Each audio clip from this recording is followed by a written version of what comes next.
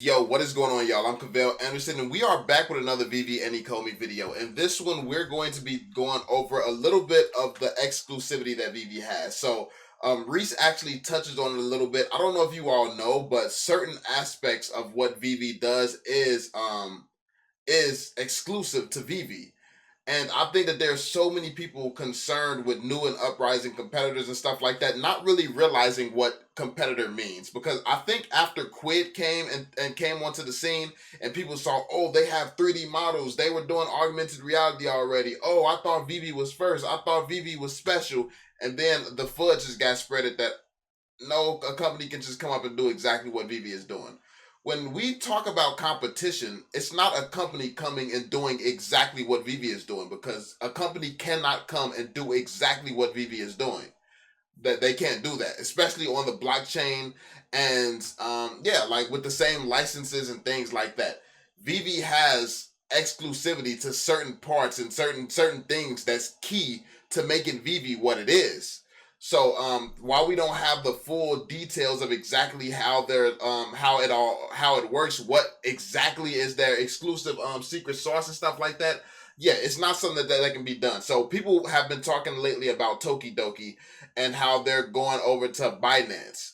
Um, you can do that. Any of these brands can, like, having a 2D card or something on a different platform, or having a poster on a different platform. That's not the same as a 3D model, super high quality like that. It's not the same thing.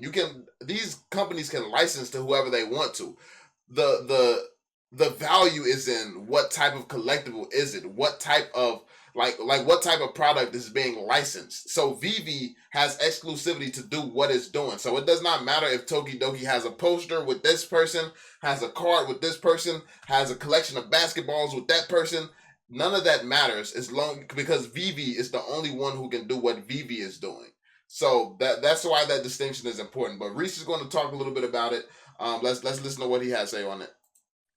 Okay, perfect. And one last question I have for you is, I know that you guys have mentioned being the Netflix of NFTs in this. I do believe that firmly. I just want to know, what tactics do you guys have to beat out the competition that will be coming besides the Veveverse? Look, I think there's plenty of ways to keep people engaged and interested. Obviously, licensing or acquiring the licenses has been the main value driver for those things, right? And because these deals take so long to establish, and we've been doing it for so long, we already know that the vast majority of licenses we have won't be available anywhere else, right? Or at least not in the capacity that we use them, and not anytime soon. So that's a huge thing. So as you can see, their biggest strength is in their licensing and how the deal happened, like how they actually went about securing their licenses. So you had that guy who the bear video that was actually well done. You had him talking about how, oh, this happened to Netflix, that happened to Netflix. As you can see, based on this, and this is what they've been saying for the whole time, like how they licensed it. What happened to Netflix, it can't happen to Veve. So exact in the same sense. So yeah, like the way the deal was the way the deal was done, like these are specialists.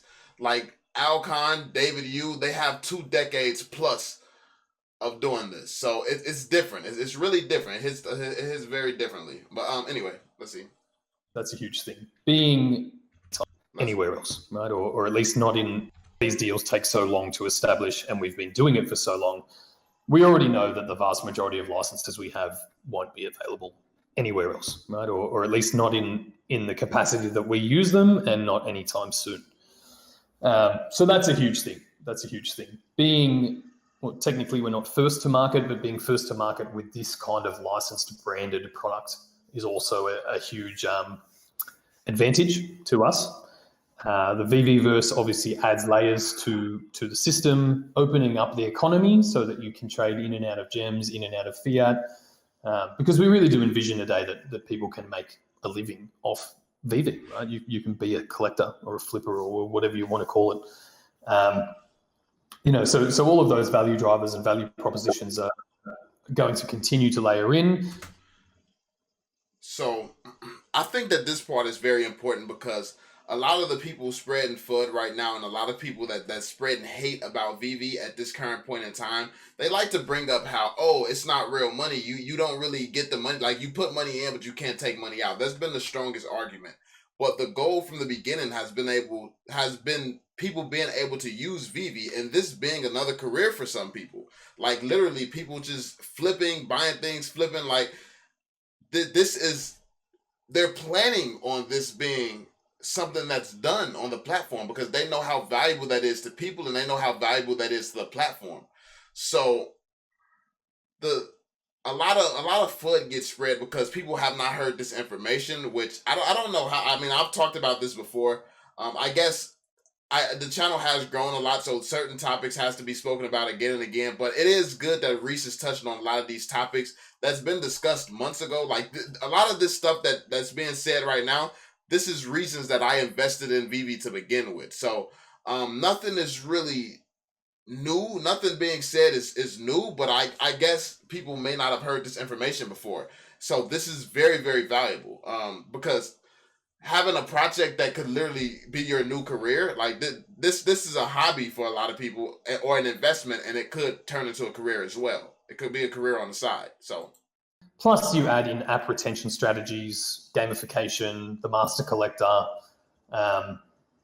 There's plenty of things to layer in. And then you add in the new technologies like wearables and being built for that. Eventually, collectibles actually become digital toys, right? And you've already kind of seen previews of the drivable DeLorean. So we build in extra utility for the collectibles as well. So I think all of those things will feed into the ongoing success of the platform. Okay, thank you so much. all right, y'all. So there we have it. That was pretty much that was the video. I just thought that it was very important to understand the direction that VV is going in and why this is such a big deal. I think that sometimes the truth can get lost in all the people panicking and worried and people who didn't get certain information. And I think that this AMA actually covered a lot of the stuff that people have been worried about, scared about. Like, people talk about every day I wake up and look on Twitter, people are surprised still that the token is falling, not understanding that the token is supposed to fall right now and not move upwards. Like, the token utility has not been added in. VV is still not fully complete and fully up and functional. It's really no driving factor pushing the token up. It does not matter. It doesn't matter how well VV sells. Like, these VV collectibles sell. Like, this should just be, at this point, this is proof of concept. That's what VV should be viewed as, proof of concept. So once they add in the Omi token, you know that they can sell out. So it's going to get to a point in time where VV is up, fully functional, working perfectly. And then now it's time to add in this token. We need token utility.